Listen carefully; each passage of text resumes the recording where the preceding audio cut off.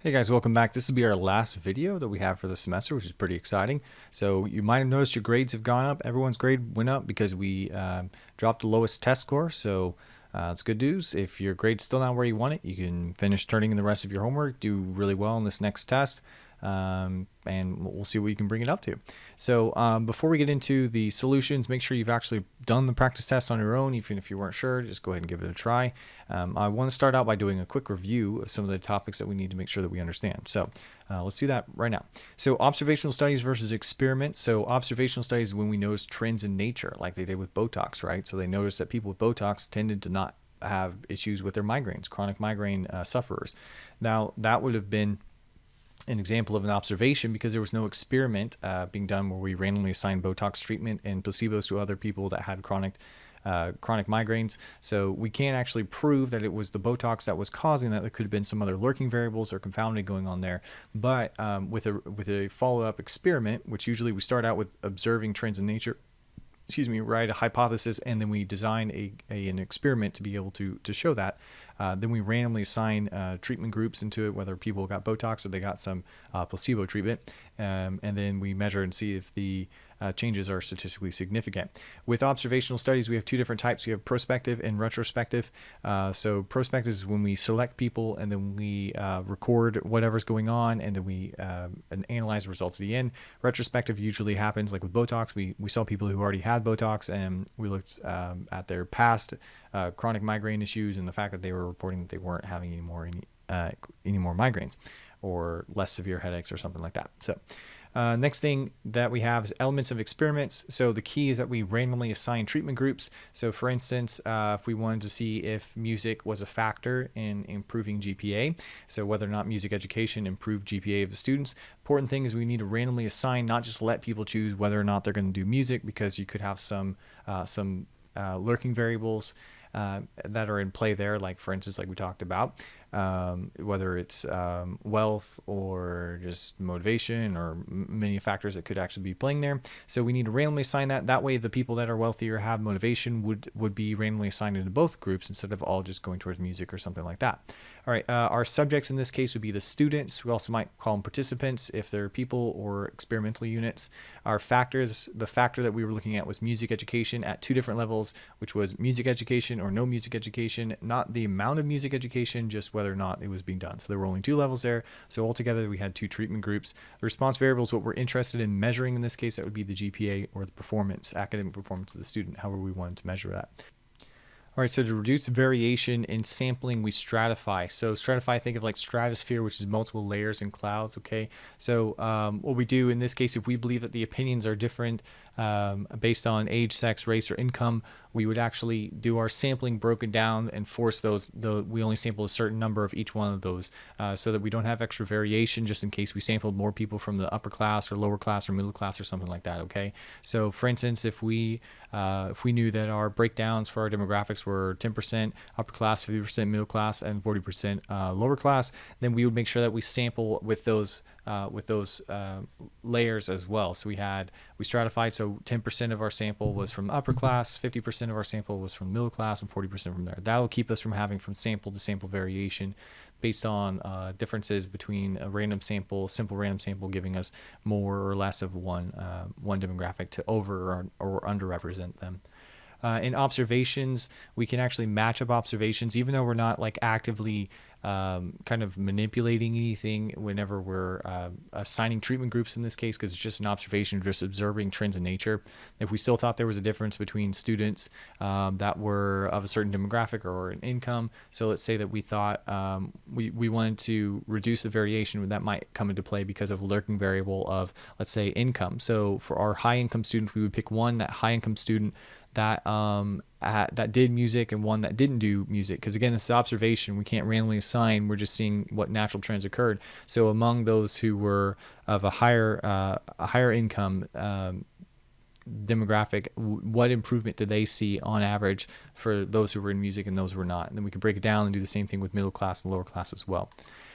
Or we can also reduce variation in experiments by blocking. So we'd run separate kind of parallel experiments for each one. So lower, middle, block by income. We'd run an experiment, randomly assign lower income students through music education or not, measure the difference between their GPAs. Same thing with middle class and upper class, which I just ran out of room for. All right, so again, to reduce variation in sampling, we stratify. In observations, we match them up. Even though there's no active manipulation going there, we can still match them up to reduce variation that might be caused by other outside lurking variables, in this case, which could be anything really. And then in experiments, we block, and we run kind of parallel experiments there. So here's our parallel block design. Just kind of want to show this to you again. So we blocked them by the store. So we had our store A, and then we had our store B, and the tomato plants with all their different treatment levels, and we compared the juiciness and the tastiness, ranking them in there. So we're kind of running two parallel designs blocked by the store, just in case there was a difference between the plants that were at Lowe's and Home Depot or wherever we got them from. All right, so that was it. We're going to go ahead and get right into the practice test solutions for multiple choice. So among a dozen eggs, 3 of them are rotten. A cookie recipe calls for 2 eggs. They'll be selected randomly from that dozen. Which plan could be used to simulate the number of rotten eggs that might be chosen? So let 0, 1, and 2 represent the number of the rotten eggs, 3 through 11 the good eggs. Generate 2 random numbers from 0 to 11, ignoring the repeats. All right, so on this one, the reason we have to ignore the repeats is if we already selected egg 1, we can't select egg 1 again because that was already one of them that was already drawn out. So we're not putting the egg back in, so we're drawing without repeats. So this looks just fine to me. So 0, 1, and 2 are the rotten ones. That is 3 out of the 12, and all the rest of them are good eggs. So generate 2 random numbers. Yeah, so 2 random numbers from 0 to 11, ignore repeats. So if you did have a repeat, you'd have to generate another one. So there's nothing wrong with number 1. Randomly generate 0, 1, or 2 to represent the number of eggs you got. Well, the problem with this is these are all equally likely. 0, 1, and 2, if we generate random numbers, those would be equally likely. But the probability of having 2 rotten eggs out of 12 is a different probability than having 1 out of 12 or 0 out of 12. So that's not how this actually works. You have to use the simulation like we did on number 1, where we're assigning the possible outcomes to our trials and stuff like that. All right, then on number 3, since 25% of the eggs are rotten, let 0 be rotten and 1, 2, and 3 be good. Okay, so we're kind of simplifying this. Generate 2 random numbers, 0 through 3, to see how many zeros you get.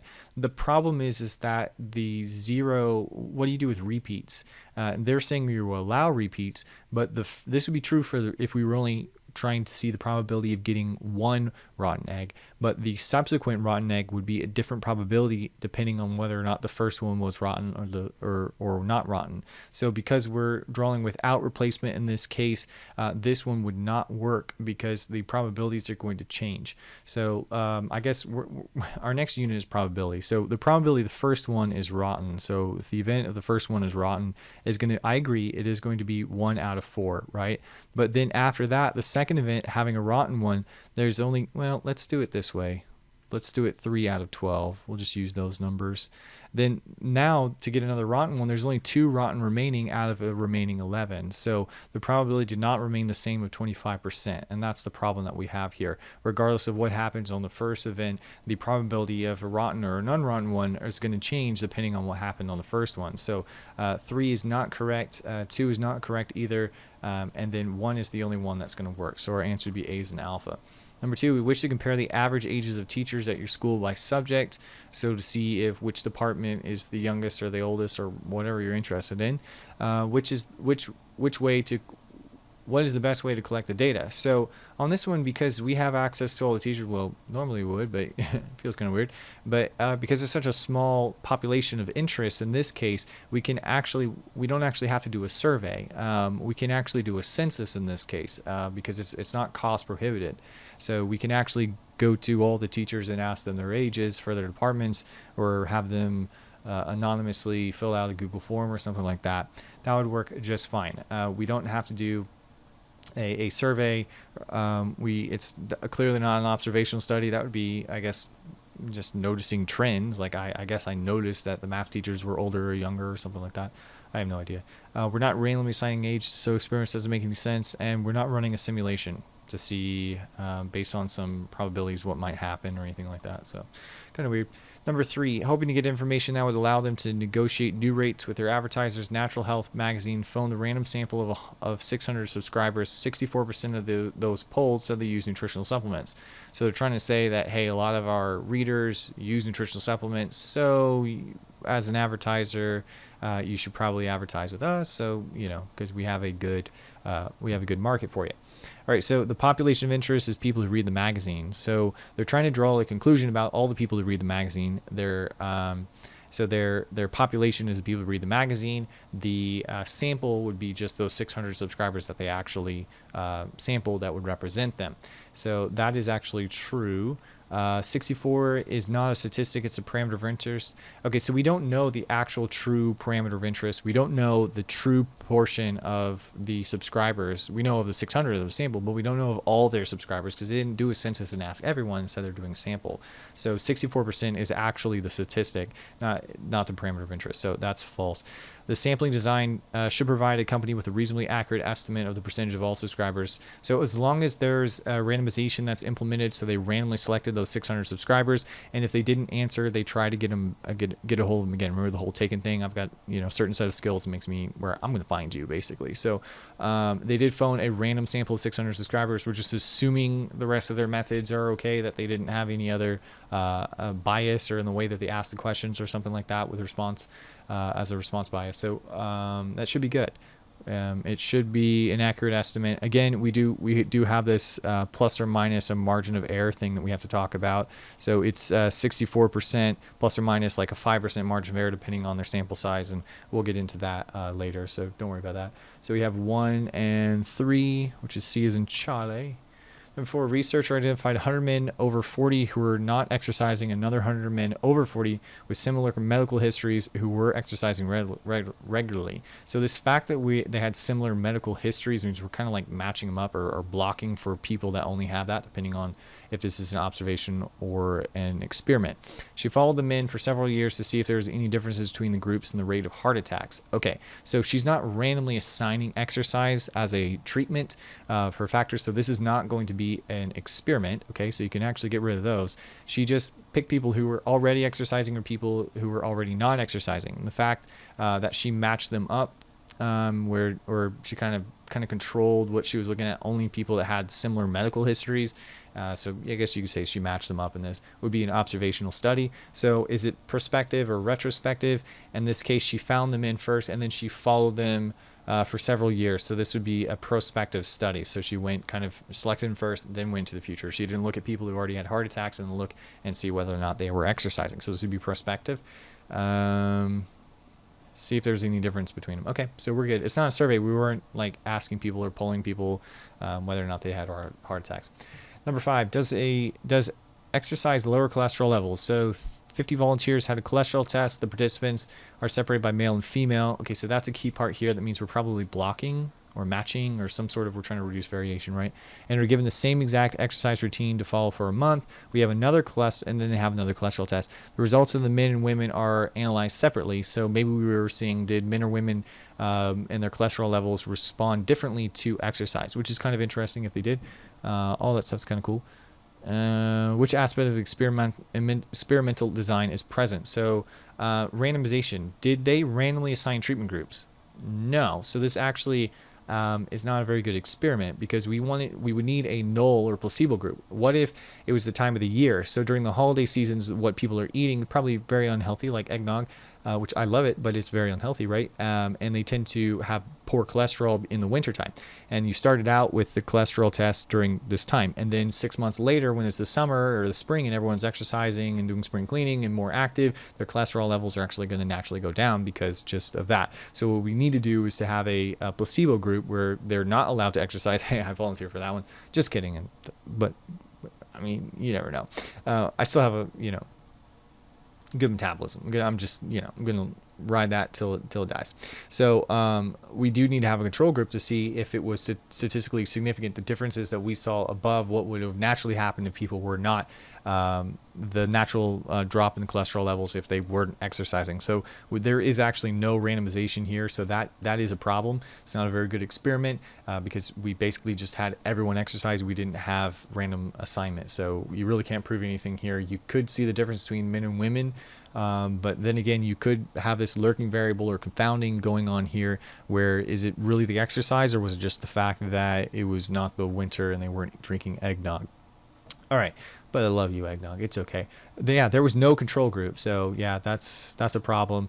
A placebo, we're essentially talking about the same thing with a control group. Placebo is a form of a control group, so that was kind of redundant. But again, they didn't have it.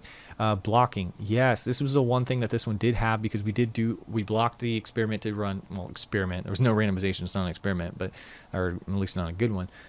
We did block it by male and female, so that was the one element that was a part of this. Which statement about bias is true? Bias results from random variation will always be present. No. Variation results from sampling variation will always be present. So bias results from a sampling methods likely to produce samples that do not represent the population. So yeah, that's the problem. Bias moves the results off target, so it makes our sample over or underrepresent something. So it's a consistency of the way that we design the sample that constantly moves it off target. So why are the polls always wrong? It's because of bias. There's something about the way they're wording or something that's constantly moving it off target.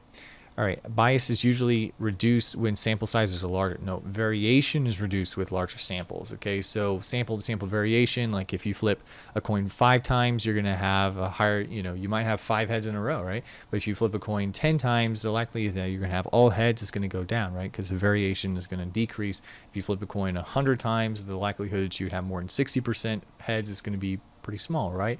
So bias is not reduced with larger samples. You're going to throw the whole sample out. Bias results in poor sampling methods, usually not focusing on randomization, matching the sampling frame to the actual population, stuff like that. So that's not actually the problem. We actually reduce variation by having larger sample size. All right, so the only one that is true is 2. So it'd be B as in Bravo. 7, in an experiment, the primary purpose of blinding is to reduce bias. Yes, so in this case, we blind so that people don't know. You have the placebo effect, right? So if people know that they're in the placebo group, if they know that they're getting treatment, they change their mentality towards everything, and sometimes just the thought of getting treatment actually improves their levels of depression, which is kind of interesting.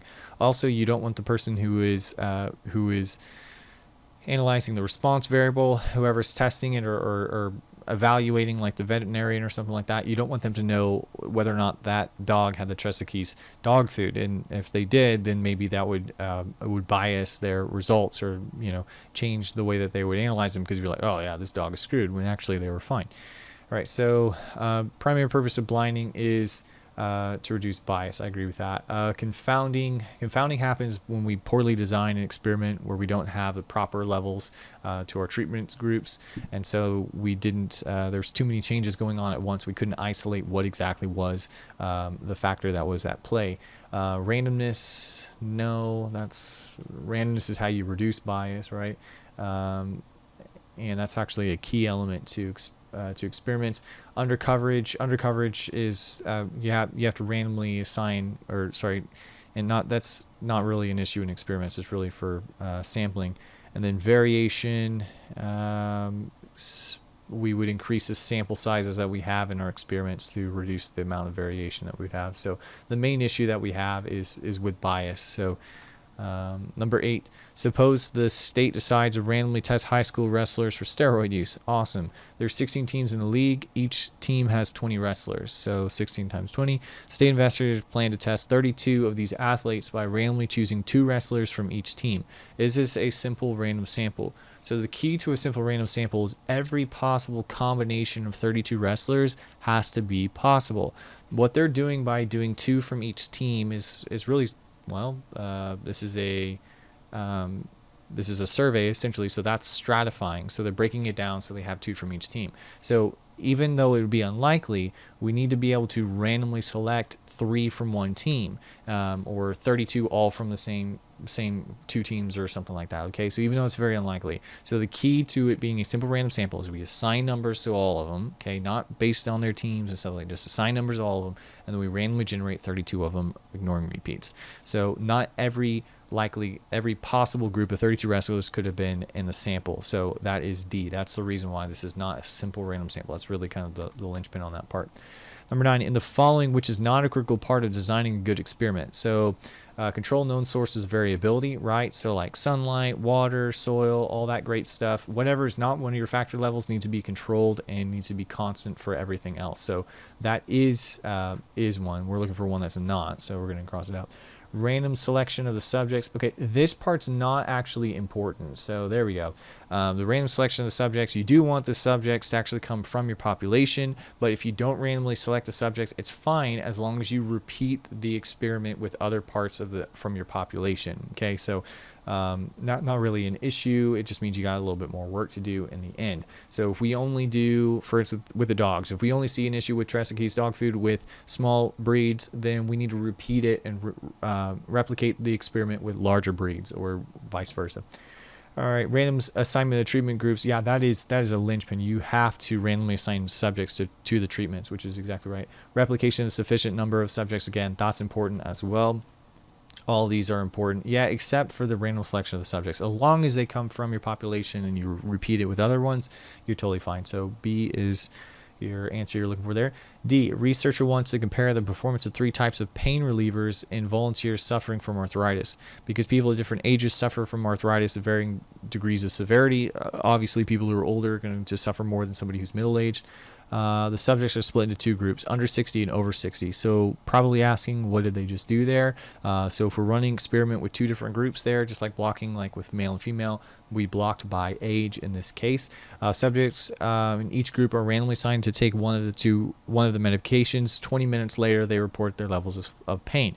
So this experiment has one factor, which is the medication.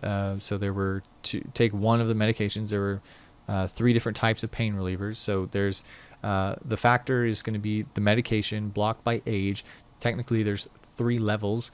Unless they did a placebo, then there would be 4 levels. So you have 3 different pain relievers and a placebo. So we don't know how many levels, but we do know the factor was medication, and we were blocked by age. So that would be D as in Delta.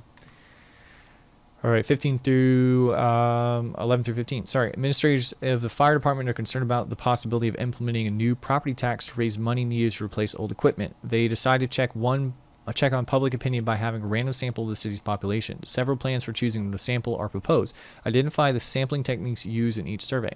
So number 11, the city has 5 property classifications: single-family homes, apartments, condominiums, temporary housing, hotel and campgrounds, and retail property. All right, randomly select 10 residents from each category. So what we're doing here is it's stratified. So if we're picking 10 from each one of them, we're breaking them down to make sure that we're equally representing each type of property classifications. So this would be stratified. All right, not a simple random sample because we're not assigning numbers. It's not a cluster because we're not just picking one block that has a mixture of all of them, hoping that block's representative. It's not systematic, not like we're picking every fifth person who walks in the door or something like that. It's not a convenient sample where we're just setting up something and then we're asking people, to stop if it's convenient for them, or doing a poll online or something like that. Each property owner has a 5-digit number. Okay, use random number table to choose 40 of those. So that would be a simple random sample. We assign numbers, or they have their numbers, and we randomly select based on that list. So that's a simple random sample, which is really good. We like simple random samples. Usually the best way to go, or use a combination of a stratified simple random sample or something like that, which would be multi-stage sampling. All right, at the start of each week, survey each 10th person who arrives at the city park. So that's going to be systematic, and because it's every 10th person, that just screams systematic. Randomly select a housing classification, say apartments, survey all the people who live in that property classification. So we're hoping that apartment owners have the same opinions as everyone else. So that's a cluster sample. Usually cluster samples are not good, but if your cluster that you selected was representative, like for instance, if I want to know about all seniors and I just surveyed the seniors that I have in my class, as long as you guys are representative of all the other ones, but if we're talking about AP stats, maybe not, probably different than opinions and everyone else, right? Then you would have an issue. So cluster sampling is usually pretty bad. All right, have a firefighter survey 10 of his, okay, so that's totally convenience. The issue that we have, whoa, convenience was listed twice. I'm not sure if it was listed twice on your practice test, but it's the answer. Okay, so yes, the problem with that is that that's not randomly sampling like at all. And of course, you're going to have some bias there because people who are related to firefighters, of course, are probably more willing to sympathize with them and be okay with raising taxes to improve their equipment. Name, briefly describe a type of bias that might be present if the administration decides that instead of selecting people at random, they'll just interview people about new property tax at the fire station at the open house. All right, so the issue we'd have here would be undercoverage bias because not everyone's going to the open house. Non-response, I'll go ahead and go through them again. Voluntary response bias is if we let people select us instead of us selecting them. So that's not necessarily the problem here. You could, I guess, maybe make that case. Because they're randomly, they're deciding whether or not they're going to go to the open house, but that's not really the main issue we have here. Response bias has to do with the wording or incrimination in the wording, so that's not the issue here either. Non-response is when you have a lot of people that don't respond to your survey. It's not that we selected them, they didn't respond, it's the fact that they never came to the open house. And then so undercoverage bias is the main issue here because there's a lot of people who didn't come to the open house, so not everyone had the chance to do this. This is also definitely a convenient sample, right? Of course, people that come to the fire station open house are going to be more likely to be sympathetic. All right, set up a table at a busy intersection, ask people who are willing to be taxed to sign a petition. Okay, so this is all right, non-response bias is when you have a lot of people that don't stop. So yes, that's true. There's a lot of people that don't stop. So I guess you could agree with that one. Voluntary response bias, you're asking people, you're not selecting them, you're having them select you. So yes, that's true. Convenient sampling, which will cause undercoverage bias. Yes, that's absolutely true because only people who are driving past that place or people who stop are the ones who are going to be represented. All the people who keep driving because they're busy or whatever are not. So the answer to this one would be all three, which would be D as in Delta.